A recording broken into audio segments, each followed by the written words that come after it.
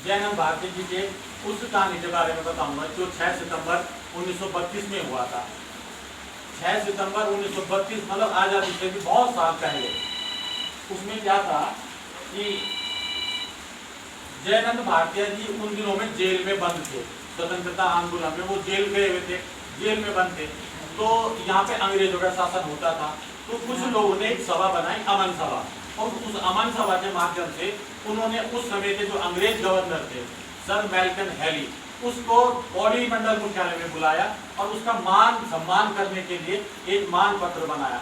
और ये लोग जो थे वो ये बताना चाह रहे थे कि गढ़वाल मंडल में स्वतंत्रता का नाम लेने वाला कोई नहीं है और यहाँ पे अंग्रेजों की गुलामी हमने स्वीकार कर ली है। और अमन सभा ने यहाँ पे बहुत अच्छा माहौल बनाया है। और आज जो है कोई भी आदमी महात्मा गांधी या देश के जो स्वतंत्रता संग्राम सेनानी है उसके मूवमेंट से नहीं जुड़ा, यहाँ पे बिल्कुल ठीक है। और साहब आप आइए, हम आपका स्वागत करते हैं गढ़वाल में।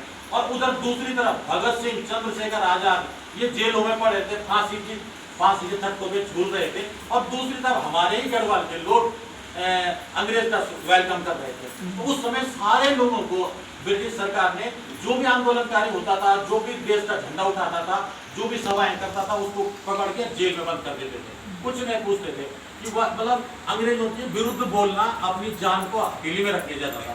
किसी की हिम्मत नहीं हुई, किसी भी समाज की हिम्मत नहीं हुई। और वो हमारा वीरचंद सिंह गढ़वाली था, हमारे समाज में जन्मा। ये जेल में थे उस दिनों मुरादाबाद से ये मतलब इसी हफ्ते 2-3, जैसा आज तारीख है ना 3 तारीख, तो 2-3 तारीख में जेल से छूटे। और अंग्रेजों को पता नहीं चला, ब्रिटिश सरकार को, कि जयनंद भारती जैसा पराक्रमी छूट गया है जेल से। अगर उनको पता चल जाता तो वो फिर उनको नजरबंद कर देते। पता नहीं चला तो जयनंद भारती ने को जेल में उनके साथ एक और भी आदमी थे, सकलानंद डोभाल। उन्होंने बोला यार जयनंद भारतीय, एक तरफ हम अपने देश की आजादी के लिए जेल में पड़े हुए हैं और लड़ रहे हैं, और दूसरी तरफ हमारे ही गढ़वाली भाई पौड़ी में अंग्रेज का स्वागत कर रहे हैं, स्वागत दरबार लगा रहे हैं। तो ये तो हमारी सारी कुर्बानी व्यर्थ जा रही है। भगत सिंह फांसी पे झूल रहा है, चंद्रशेखर गोली खा रहा है, और क्या नाम हमारे जितने भी आंदोलनकारी हैं, उधम सिंह ने बम फेंक दिया। तो बोला हमारे तो पूरे गढ़वाली कौम पे धब्बा लगने वाला है कि एक तरफ ये चल रहा है और गढ़वाल के लोग अंग्रेज का स्वागत कर रहे हैं। तो जयनंद भारती ने कहा कि भाई, सकलानंद डोभाल था उनका नाम, कि भाई डोभाल जी आप चिंता ना करो, मैं जेल से छूटूंगा और सीधे पौड़ी जाऊंगा और उस अंग्रेज गवर्नर के स्वागत में लड़ने वाले दरबार को सफल नहीं होने दूंगा, मैं इसको खंडित करके रहूंगा। तो वो हमारे शिल्पकार शिरोमणि, हमारे समाज में जन्मे हुए कितने महान क्रांतिकारी ने जेल से छूटे। कोटद्वार से पौड़ी कितना किलोमीटर, 105 किलोमीटर पैदल। उस जमाने में सड़कें नहीं होती थी, नदियां, जंगली जानवर लगे होते थे। तो हमारा वीर जयनंद भारती कोटद्वार से पौड़ी तक पैदल गए, और पैदल रात को कोतवाल सिंह ने उनको आसरा दिया, रुके। अगले दिन 6 सितंबर को क्या होना था कि स्वागत दरबार लगने वाला था। सारे गढ़वाल के लोग इन अमन सभा वालों ने बुला रखे थे उसको खुश करने के लिए, अंग्रेज गवर्नर मेल्कन हैली को, कि साहब आप आओ और आप यहाँ पे देखो हमने कितना बढ़िया व्यवस्था बना रखी।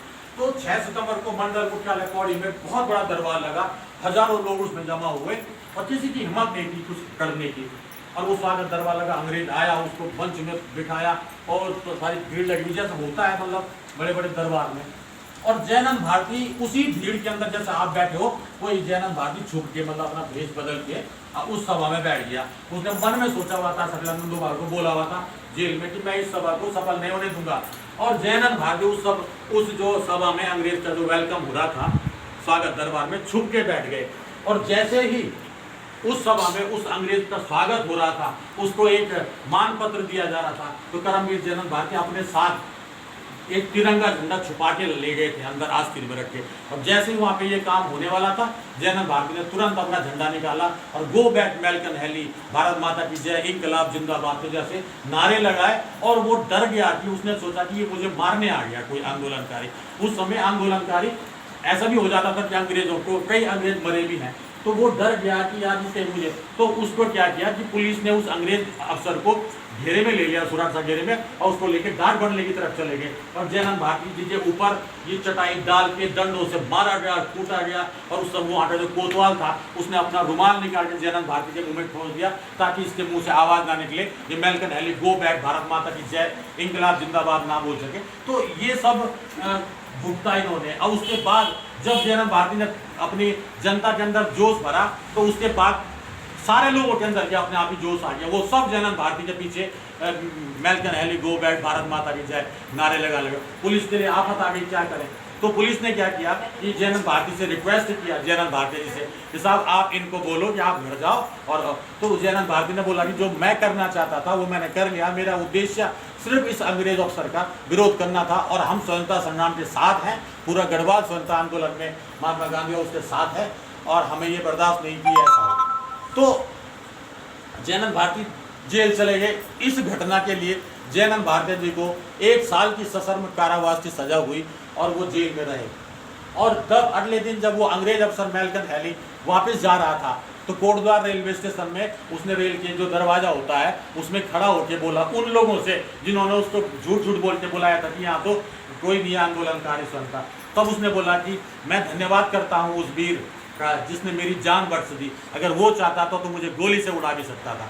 तो ऐसे एक व्यक्ति था हमारे समाज में जन्मा, उत्तराखंड के शोषित वंचित समाज में, शिल्पकार समाज में जन्मा कर्मवीर जयनंद भारतीया। तो उनकी स्मृति में प्रत्येक वर्ष शैल शिल्पी विकास संगठन ये शैल शिल्पी पराक्रम दिवस के रूप में ये आयोजन करता है और ये हम 7वीं बार कर रहे हैं और भविष्य में अब हम हमेशा करते ही रहेंगे। अगर मैं नहीं भी रहूँगा तो आने वाली पीढ़ियाँ भी इस काम को करेंगी। फिर जब हम कोई परंपराएं बनाते हैं तभी उसके पीछे हमारे बच्चे भी चलते हैं। तो हमने एक परंपरा बनाई है कि इस अवसर को 6 सितंबर 1932 की स्मृति में हम लोग इसको शैल शिल्पी पराक्रम दिवस के रूप में मनाएंगे। तो ये शैल शिल्पी पराक्रम दिवस का आयोजन 6 तारीख को नजियाबाद रोड कोटद्वार में महाराजा वेडिंग हॉल में होना है।